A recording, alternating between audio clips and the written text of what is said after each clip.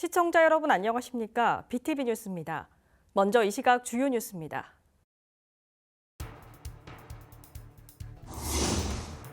마음을 따뜻하게 하고 온기를 나눌 수 있는 온기 나눔 범국민 추진본부가 출범했습니다.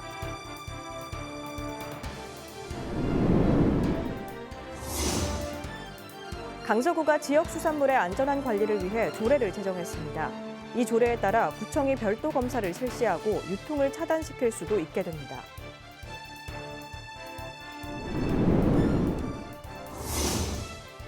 부산시와 한국자산관리공사가 협약을 맺고 노후된 부산여성회관을 재건축하는 가칭 부산여성플라자 건립 사업에 속도를 내기로 했습니다.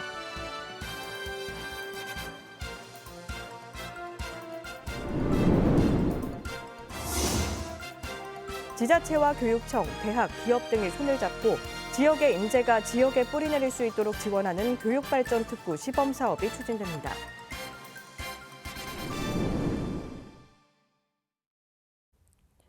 올해도 한 달이 채 남지 않았습니다. 추운 연말을 앞두고 소외된 이웃을 생각하는 행사와 성금이 곳곳에서 이어지고 있는데요.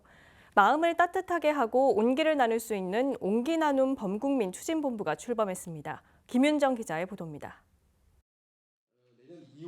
아무리 삶이 팍팍해도 나눔과 봉사의 마음이 가득해지는 때입니다. 정부가 온 국민이 서로를 격려하고 겨울을 나눌 수 있는 방안 마련에 나섰습니다. 연말이면 기관과 단체에서 개별적으로 진행해온 각종 봉사활동을 올해부터 공동으로 진행하기로 했습니다. 기존 민간의 자원봉사 활동, 기부 활동, 자선 활동 등을 한데 모으고 우리 온 국민들의 참여를 촉진하기 위해서 이번 범국민 캠페인을 시작하게 되었습니다. 앞으로 어려운 이웃들을 함께 살피고 우리가 서로 온기를 나눌 수 있도록 이 온기 나눔 캠페인에 전 국민들의 적극적인 참여를 부탁드리겠습니다. 정부는 물론 봉사, 기부, 자선단체 등 16개 기관 대표들이 참석해 온기 나눔 범국민 추진본부를 출범했습니다. 성공적인 캠페인 진행을 위해 이상민 행정안전부 장관과 참여기관 대표 총 4명이 공동 추진본부장을 맡았습니다. 공감할 수 있는 온기 나눔 하나 되는 대한민국을 만들기 위해서 최선을 다하겠습니다. 온기 나눔 캠페인은 자원봉사 주간과 기부 주간이 포함된 12월을 기점으로 내년 2월까지 집중적으로 나눔과 봉사 분위기를 확산할 계획입니다. 또 기부금법 관련해서 여러 가지 이 자선단체가 안고 있는 어려움들이 있는데 그런 문제들도 앞으로 정부에서 많이 논의를 해서 지금 우리가 준비하고 있는 이런 모든 온기 나눔 범국민 운동이 더 활성화될 수 있는 특히 어렵고 힘들 때 이웃에게 따뜻한 등불이 되어줄 온기 나눔 자원봉사 참여 실천도 강조했습니다. 지난 한 6.25 때로부터 지금까지를 보면은 계속 변해갑니다. 상황이 굉장히 빠른 속도로 변해가고 이 빠른 속도로 변해가는 데에 맞는 이 시대에 필요한 그러한 자원봉사의 테마는 무엇일까? 그런 것도 계속 저희가 고민을 하고 있는데 추울수록 주변은 더욱 따뜻하게 훈훈한 소식으로 온기가 퍼지기를 기원합니다. BTV 뉴스 김윤정입니다. 출하를 앞둔 명지 갈미조개와 낙동김에 대한 유해물질 검사를 실시한 결과 모두 안전하다는 판정을 받았습니다. 보다 안전한 수산물 관리를 위해 강서구구청이 별도로 수산물 검사를 실시하고 문제가 있으면 유통을 차단하도록 했습니다. 장동원 기자입니다. 위판을 기다리고 있는 명지 낙동김입니다. 11월부터 수확되기 시작해 이듬해 4월까지 해마다 2만 톤가량이 생산됩니다. 강서구가 최근 부산수산자원연구소에 방사능 안전성 검사를 의뢰한 결과 요오드와 세슘 등이 모두 검출되지 않은 것으로 나타났습니다. 강서구의 또 다른 특산품 갈미조개 역시 검사한 결과 방사능 물질은 불검출, 수은과 납, 카드뮴 등 중금속 유해 물질은 킬로그램당 0.1mg 이하가 검출돼 안정성이 확인됐습니다. 한편 강서구에서는 강서구 수산물의 안전한 관리를 위해 조례를 마련했습니다. 일본 방사능 오염수 방류에 대한 소비자들의 불안을 최소화하기 위해서입니다. 대구, 전어, 그다음에 물김, 갈미조개, 굴. 저희 강서구 관내에서 생산되는 수산물은 정말 믿고 안전하기 때문에 믿고 드셔도 된다라고 강조를 드리기 위해서 이 조례를 제정하게 됐습니다. 조례에는 부산시가 실시하는 검사와 별도로 구청장이 안전성 검사를 할 수 있도록 규정했고, 유해물질 허용 기준을 초과할 경우 구 차원에서 폐기 또는 유통을 금지하게 했습니다. 또 유통이 되기 전 생산 단계에서부터 방사능 검사를 실시한다는 방침입니다. 부산시의 검사와 별도로 지자체에서 인정하고 신청이 들어오는 수산물에 대해서는 한 번 더 검사를 하기 때문에 1차, 2차 검사를 통해서 출하가 되기 때문에 이 수산물에 대해서는 정말 안전하다라고 생각을 하시면 좋을 것 같습니다. 강서구는 지역 수산물 안전에 대한 홍보를 더욱 강화한다는 계획입니다. 이번 조례는 지난달 27일 최종 의결돼 공표를 앞두고 있습니다. BTV 뉴스 장동원입니다. 부산 여성회관을 재건립하는 사업이 본격 추진됩니다. 부산시와 한국자산관리공사가 업무 협약을 맺고 재건축 사업에 속도를 내기로 했습니다. 자세한 소식 김석진 기자가 전합니다. 부산 여성회관은 지난 1966년 중구에서 첫 문을 연 뒤 81년 남구에 보금자리를 마련했습니다. 그로부터 40년이 지난 지금 노후된 청사의 재건립은 여성계 수건 사업 중 하나입니다. 부산시는 지난 2017년 공청회를 시작으로 재건립 논의에 들어갔고 지난 5일 사업 추진을 알렸습니다. 위탁개발 방식으로 이루어지는 이번 사업에 한국자산관리공사인 캠코가 참여키로 한 겁니다. 부산 여성계가 굉장히 열정적입니다. 그래서 아마 그 프라자가 생기면 우리 부산의 양성평등 사회를 앞당기고 우리 여성 권익 신장에도 큰 도움이 될 거라고 생각을 하고. 캠코가 2014년에 부산으로 이전한 후에 부산시하고는 처음 하는 공유재산 개발이거든요. 그래서 더 끝인 것 같습니다. 이번 협약을 통해서 부산 지역 여성분들에게 교육이나 문화, 예술 같은 다양한 분야에서 새로운 기회와 더 나은 문화 공간을 제공할 수 있도록 저희들은 최선을 다해서. 가칭 부산 여성플라자는 현 건물의 2배 수준인 지상 11층, 지하 4층 규모를 계획하고 있습니다. 사업비만 819억 원이 투입됩니다. 건물 안은 여성 역량 개발과 여성 가족의 휴식 공간, 그리고 부산 여성의 역사를 보여주는 복합 문화 공간으로 꾸며집니다. 부산 여성 프라자를 새롭게 이제 건립하는 목표를 두고 오늘 협약을 맺었는데요. 우리 부산 여성계로서는 오랫동안 기다려온 수건 사업이기 때문에 굉장히 또 많이 환영을 또 하고 있는 입장이고 어서 빨리 조속하게 또 건립이 되었으면 하는. 두 기관은 여성 플라자 건립을 위한 실무 협의체를 구성할 계획입니다. 시는 내년부터 타당성 조사와 투자 심사 등 행정 절차에 들어갑니다. 캠코는 이에 따른 자문과 필요한 자료를 제공키로 했습니다. 이날 박형준 시장은 인사말을 통해 여성 플라자 건립은 부산 여성계의 수건 사업인 만큼 당초 준공 목표인 2029년보다 빠른 개관을 위해 캠코의 지원을 당부했습니다. BTV 뉴스 김석진입니다. 지자체와 교육청, 대학, 기업 등이 손을 잡고 지역의 인재가 지역에 뿌리내릴 수 있도록 지원하는 교육발전 특구 시범 사업이 추진됩니다. 지역의 교육력을 높이고 아이 키우기 좋은 환경을 조성해 지역 균형 발전의 마중물이 될지 관심이 모아지고 있습니다. 박재한 기자입니다. 수도권의 인구가 비수도권 인구를 처음 추월한 건 지난 2020년. 수도권 인구 대비 비수도권 인구는 감소세가 지속되고 있습니다. 수도권을 제외한 권역별 인구도 2020년을 기점으로 꾸준히 감소해 2070년에는 800만여 명이 줄어들 전망입니다.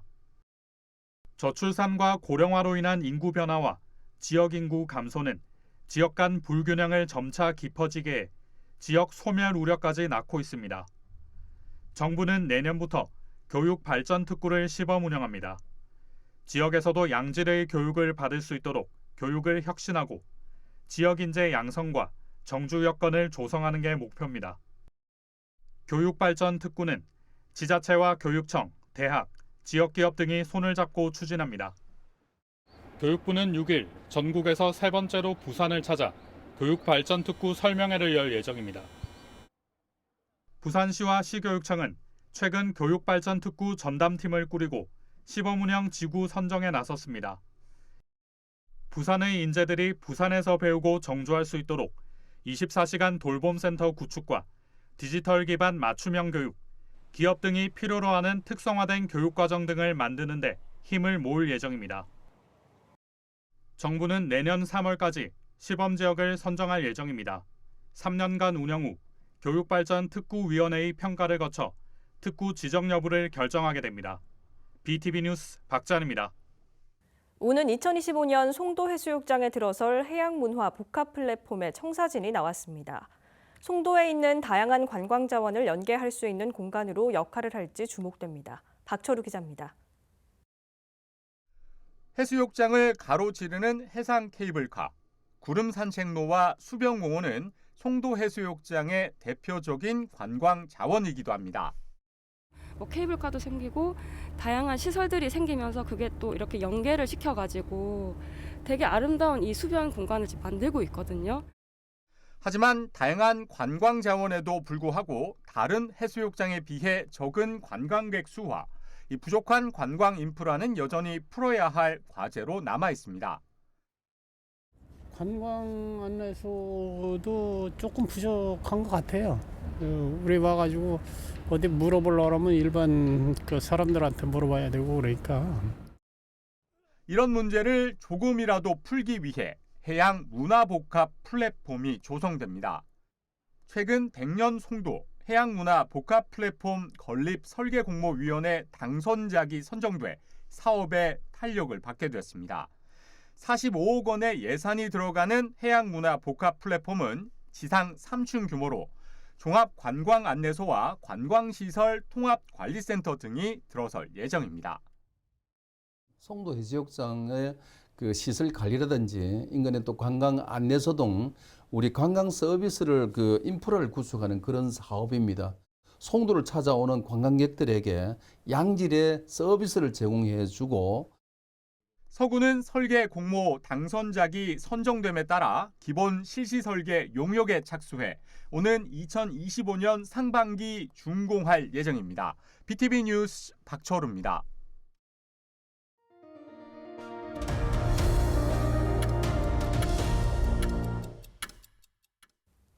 부산시가 내년도 예산에 장평 지하차도 지연 개통에 따른 배상금을 편성한 것과 관련해 원인 규명이 필요하다는 지적이 제기됐습니다.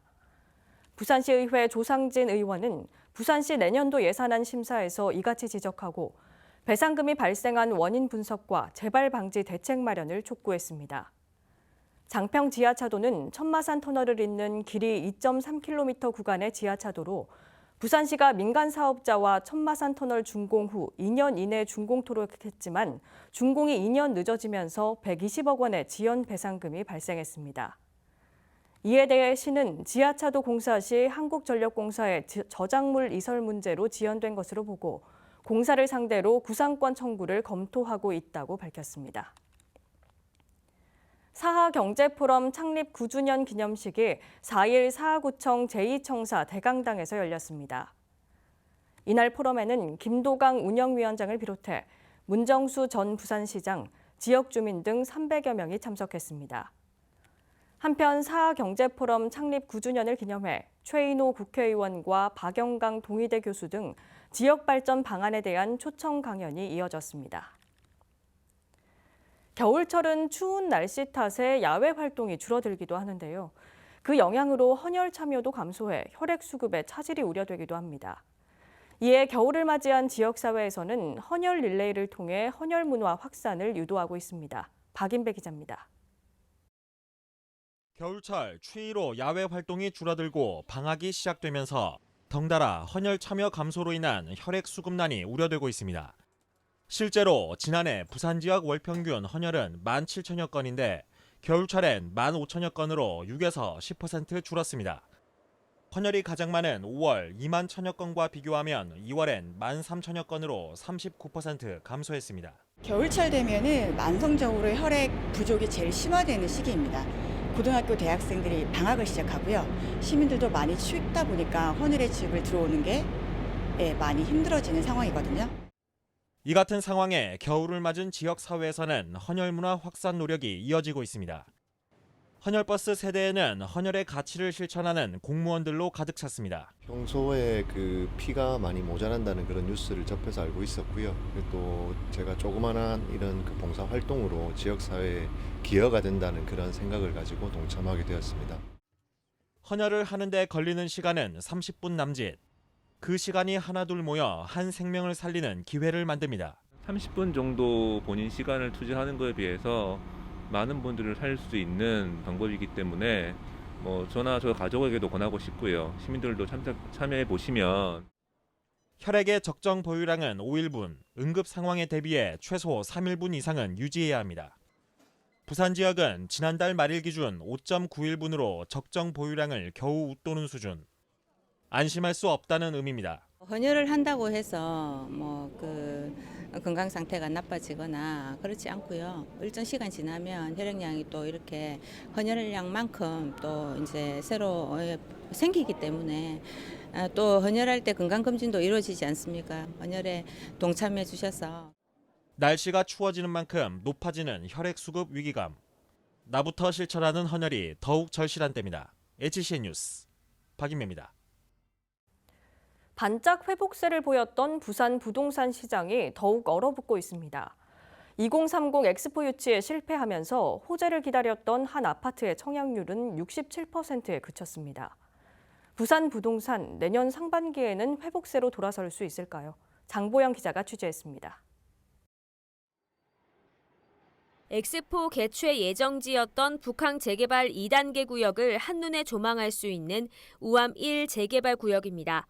이곳에 들어설 예정이었던 한 대단지 아파트는 지난달 29일 경쟁률 0.67대 1로 청약이 마감됐습니다. 엑스포 호재에 더해 수영장, 골프, 당구 시설 등 고급화 전략을 앞세웠지만 청약은 미달에 그친 겁니다. 아파트 분양가는 84제곱미터 기준 최고 8억 5천여만 원.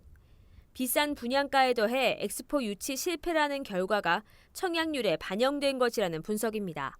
실패로 끝난 부분에 대해서도 그런 부분에 대해서도 이제 영향이 있었던 것 같고, 그리고 지금 이제 실질적으로 이제 아파트 구매를 원하시는 분들이 엑스포에 대한 부분에 대해서 관망을 하고 있었던 건 아닌가. 전문가들은 북항 주변을 중심으로 엑스포 유치 실패에 대한 부작용이 나타나고 있다고 분석했습니다. 올 4분기 9천여 세대의 입주 물량이 몰린 데다 대출금리 상승, 특례 보금자리론 종료가 겹친 것도 악재입니다. 이런 상황에 분양시장뿐 아니라 부산의 기존 주택시장 매물이 쌓이고 매매 가격 하락폭도 커지고 있습니다. 전문가들은 내년 2분기 이후에나 분양시장이 회복될 것으로 예측했습니다.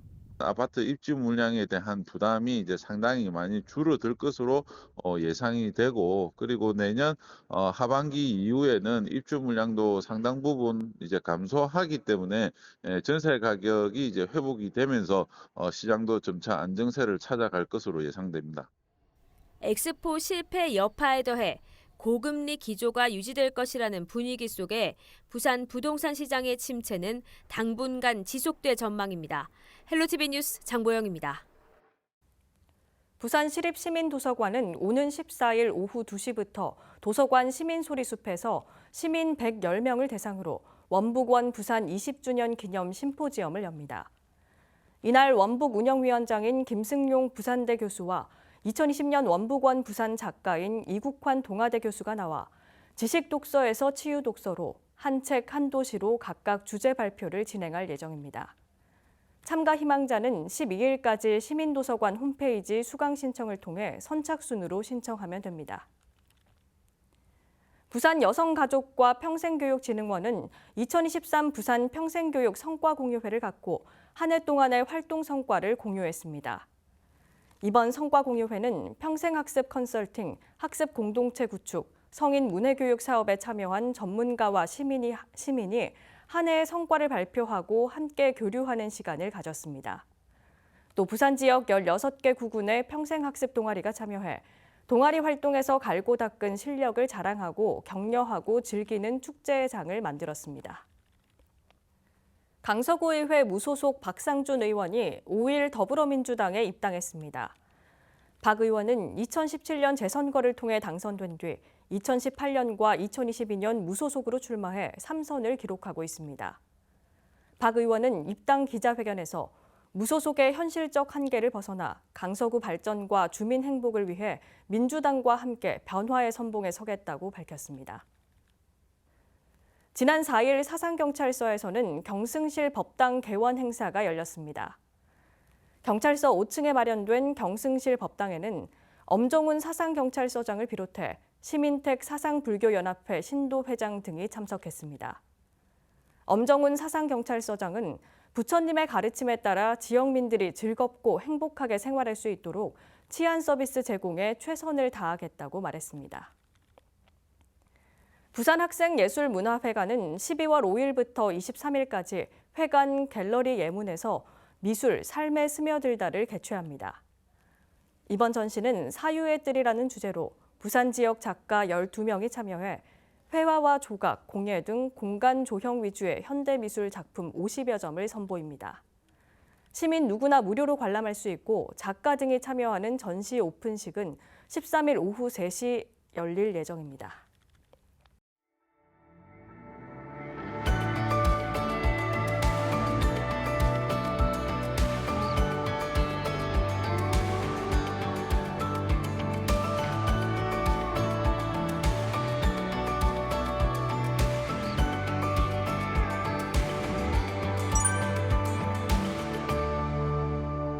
처음에 그 미세먼지가 너무 많아가지고 야외 운동하다가 이 실내 운동으로 바꾸면서 배드민턴을 시작했습니다.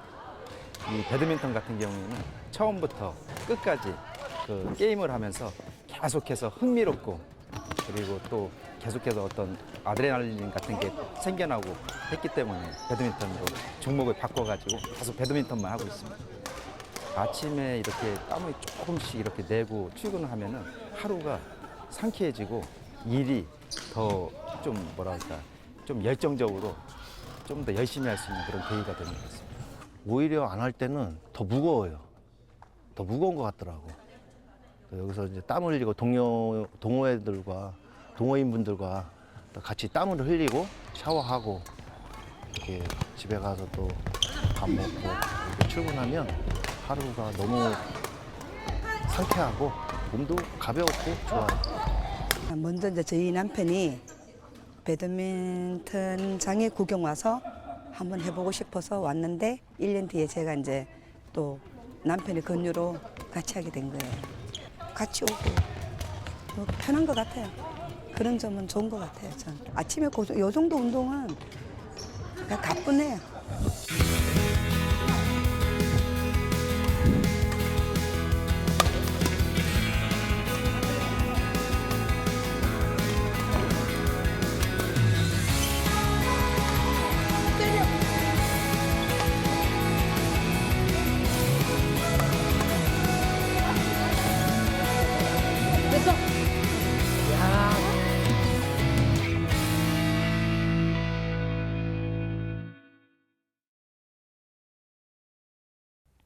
이상으로 BTV 뉴스를 마칩니다. 시청해주신 여러분 고맙습니다.